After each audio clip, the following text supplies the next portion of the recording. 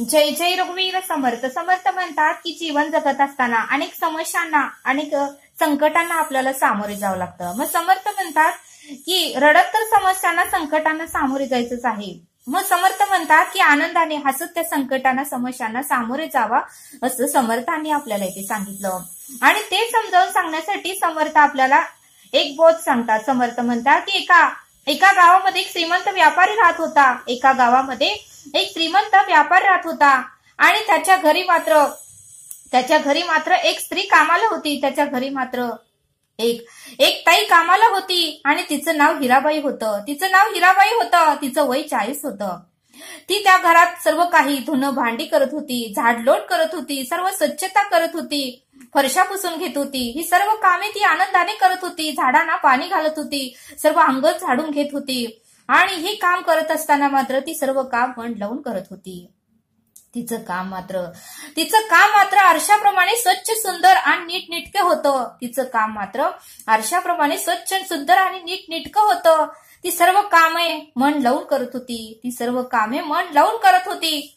तिच्या चेहऱ्यावर मात्र कधीही थकलेल्याचे भाव नव्हते. आणि ती मात्र नेहमी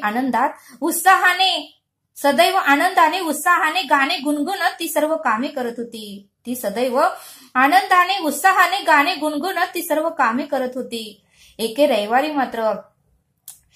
रविवारी मात्र दुपारी ती ताई बागेमध्ये काहीतरी काम करत होती. बागेमध्ये सर्व झाडांना पाणी घालत होती.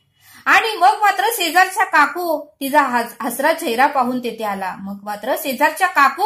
तिचा हसरा चेहरा पाहून, तिचं रोजचं काम पाहून, तिचा ऍक्टिव्हपणा पाहून, तिचा आनंदी चेहरा पाहून शेजारच्या काकूंना मात्र राहवलं नाही. आणि त्या घरातील शेजारच्या काकू मात्र त्या ताईला विचारायला आल्या. हिराबाईंना विचारायला आल्या. आणि त्या हिराबाईंना म्हणाल्या की तू किती काम करत आहेस. मी किती दिवस झालं तुला पाहत आहे. तुला कधी कंटाळा येत नाही का? तू नेहमी हसत असतेस, कधीही दुःखी नसतेस. आणि या वयातही तू इतकी कामे कशी करतीस? तुझं 40 वय आहे तरीही तू इतकी कामे कशी करतीस? तेव्हा त्या हिराबाईंनी मात्र हसून त्या काकूंना म्हणाली, अहो ताई, तुम्ही विचारलं हे योग्यच आहे. आमची कहाणी तुम्हाला ऐकायची आहे का? माझ्या जीवनातली कहाणी तुम्हाला ऐकायची आहे का? त्यावेळेस त्या शेजारच्या काकू म्हणाल्या, हो, मला सांग ना. त्यावेळेस ती हिराबाई त्या काकूंना म्हणाली, ऐका मग. आमचा एक राजवाडा होता. शोभेल असं आमचं घर होतं. आणि आमचं पतिराजी काम करून भरपूर पैसे मिळत होते. आणि मग मात्र लक्ष्मी आमच्या घरी पाणी भरत होती. आणि मग मात्र एके दिवशी मात्र माझा पती आजारी पडला. आमचा संसार सुखाचा चालला होता आणि ऐश्वर्याचे दिवस फार काळ टिकले नाहीत. आमचा संसार सुखाचा चालू होता, भरपूर पैसा होता, राजवाडा मोठा होता, सर्व काही इस्टेट होती, प्रॉपर्टी होती. पण मात्र सुखाचा संसार चालला होता, पण ऐश्वर्याचे दिवस फार काळ टिकले नाहीत, खूप दिवस टिकले नाहीत. आमचे पतिराज आजारी पडले. आमचा पती खूप आजारी पडला आणि औषध दवाखाने यालाच भरपूर पैसा खर्च झाला.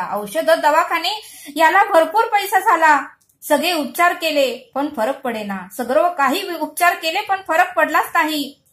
शेवटी मात्र सर्व काही आम्हाला विकावं लागलं. आमचं घर विकावं लागलं, शेती विकावं लागली. तरीही माझ्या पतींना बरंच वाटलं नाही. आम्हाला यश आलंच नाही. खूप मोठ्या हॉस्पिटलमध्ये नेलं, सिटीमध्ये नेलं, ऍडमिट केलं, तरीही काहीही गुण आलं नाही. आणि मग मात्र थोड्या दिवसाने माझे पती हे जग सोडून निघून गेले. थोड्या दिवसांनी मात्र माझे पती एक्सपायर झाले, हे जग सोडून निघून गेले. मग मात्र माझा मुलगा संदीप हा त्यावेळी नुकताच शाळेला चालला होता, असं त्या हिराबाईंनी शेजारच्या काकूंना सांगितलं. माझा मुलगा संदीप मात्र त्यावेळी नुकताच शाळेला चालला होता. तो लहान होता आणि त्याच्याकडे बघून मी माझं मन घट्ट केलं आणि भीतील ती कामे मी करायचं ठरवलं. आणि त्या बाळावर मी उत्तमाचे संस्कार केले. तोही जिद्दीने शिकत आहे आणि आता तो डॉक्टरी कोर्सला शेवटच्या वर्षाला आहे. तो आता डॉक्टरीचा कोर्स करत आहे. तो डॉक्टर होणार आहे, तो डॉक्टरी कोर्सला शेवटच्या वर्षाला आहे. आणि ही सर्व कथा हिराबाईंनी शेजारच्या काकूंना सांगितलं. त्यावेळेस मात्र ती म्हणाली, हिराबाई त्या काकूंना म्हणाली, अशी माझ्या जीवनाची कहाणी आहे. आणि त्यावेळेस मात्र ही कथा सांगत असताना तिच्या चेहऱ्यावर थोडंही दुःख नव्हतं. ती जिद्दीने आत्मविश्वासाने सर्व काही सांगत होती. आणि मग मात्र अशा परिस्थितीतही ती गाणं गुणगुणत काम करत होती. तेव्हा मात्र शेजारच्या काकूंना आश्चर्य वाटलं आणि ती म्हणाली की जीवन जगायचं कसं हे तुझ्याकडूनच शिकलं पाहिजे. त्यावेळेस शेजारच्या काकू हिराबाईंना म्हणाल्या की जीवन कसं जगायचं, कसं आनंदाने राहायचं, कसं संकटांना सामोरे जायचं हे तुझ्याकडून शिकलं पाहिजे.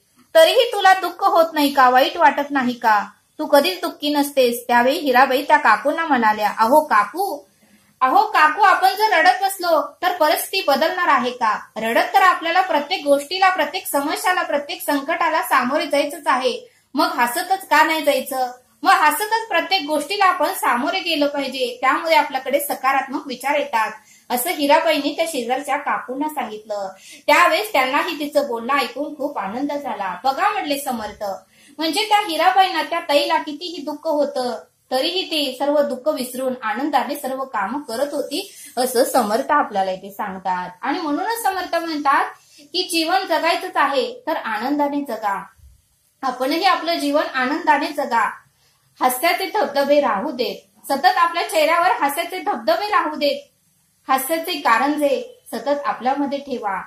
चिंता काळजाचे जोखंड घेऊन जगू नका, असं समर्थ आपल्याला इथे सांगतात. म्हणून समर्थ म्हणतात की एक दिवस जगणारे फुलही किती आनंद देतं. एक दिवस जगणारे फुलही आपल्याला किती आनंद देऊन जातो, सुवास देऊन जातो. आपल्या भोवतालचे वातावरण ते उत्साही, प्रसन्नी करून जातो आणि आनंदी ठेवतो. मुंग्यांचा प्रवास तुम्ही बघा म्हणले समर्थ, मुंग्यांचा प्रवास बाजार कसा चालू असतो. अडथळे आले तरी ते क्षणभर थांबून त्या अडथळ्यांना पार करून पुढे जातात. अडथळे जरी आले तर क्षणभर थांबून त्या अडथळ्यांना पार करून पुढे जातात आणि कड्यावरून ते उड्या घेऊन अडथळ्यांना न जुमानता. म्हणून समर्थ म्हणतात की कड्यावरून उड्या घेऊन अडथळ्यांना न जुमानता नदीची वाटचाल ही पुढे पुढे चालू असते. कड्यावरून उड्या घेऊन अडथळ्यांना न जुमानता नदीची वाटचाल ही पुढे पुढे चालू असते. मग यातूनच आपण काहीतरी बोध घेतला पाहिजे, यातूनच आपण शिकलं पाहिजे. निसर्गाच्या प्रत्येक जीवजंतूंना, प्रत्येक सृष्टीतील वनस्पतींना, प्रत्येक प्राण्यांना संकटही आहेत. त्या सर्व संकटांना, समस्यांना ते सामोरे जाऊन आपलं जीवन जगतात. मग आपणही आयुष्यामध्ये का रडत बसायचं? आपणही प्रत्येक समस्यांना, संकटांना आनंदाने सामोरे गेलं पाहिजे, असं समर्थांनी या बोधातून आपल्याला समजावून सांगितलं. तरी आता आपण येथेच थांबूया. धन्यवाद. जय सद्गुरू.